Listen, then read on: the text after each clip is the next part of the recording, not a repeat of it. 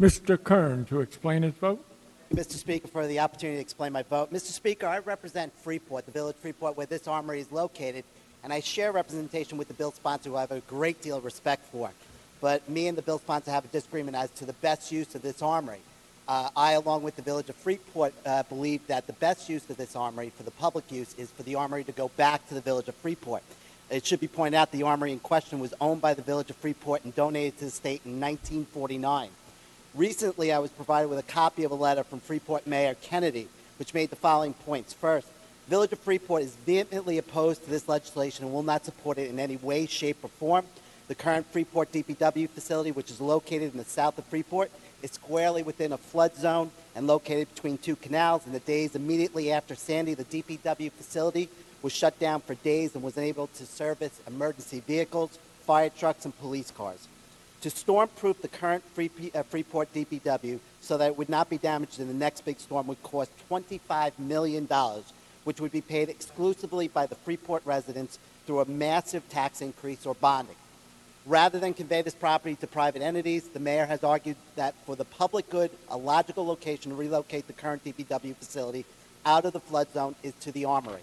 In support of this position, 3,000 Freeport residents wrote to the governor to veto this legislation when it was previously passed.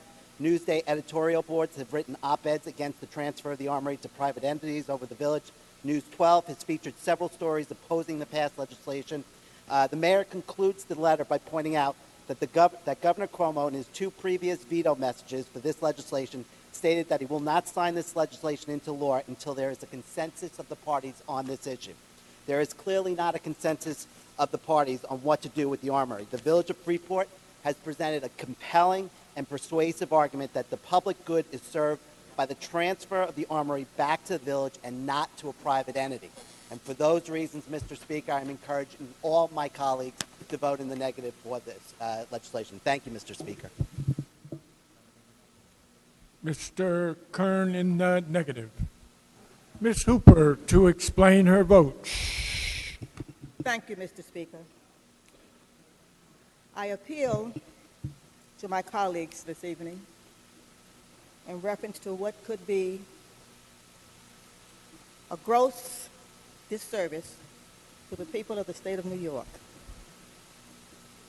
The purpose of this bill is to protect the water supply in the Freeport-Nassau County area.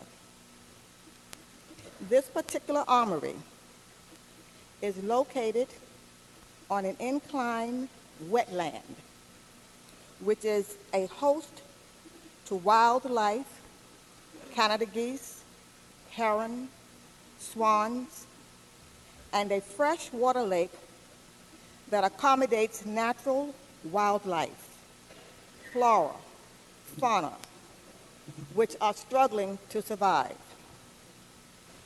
The armory was used by the United States military for the purpose of maintaining and repairing helicopters, airplanes, trucks, and an assortment of vehicles used for combat purposes. The military maintained these industrial-type vehicles using chemicals that seeped into the soil and drained into the freshwater lake. This resulted in the deterioration of this pristine ecological site with the killing of all fish which has thrived there. Plant life has disappeared. The Freeport Department of Public Works has temporarily housed its massive DPW vehicles and trucks at the armory. The trucks, snow removal equipment, and other industrial materials, salt, sand, are cleaned on a regular basis. A chemical, triclosan, is in the commercial detergent that is used to clean the equipment. Triclosan has been found by scientific research to cause birth defects, an assortment of cancers, neurological damage, and a plethora of diseases in humans. Triclosan has been attributed to the kill-off of wildlife, plants, and animals because of the toxins it releases into the water.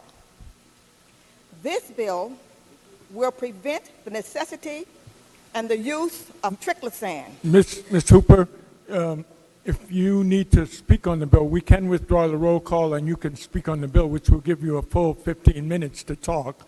Thank you, Mr. Speaker. Right now, you only have 2 minutes. Ms. Hooper, yes? Be kind enough to withdraw the roll call and lay it aside. The roll call is withdrawn. The bill is laid aside.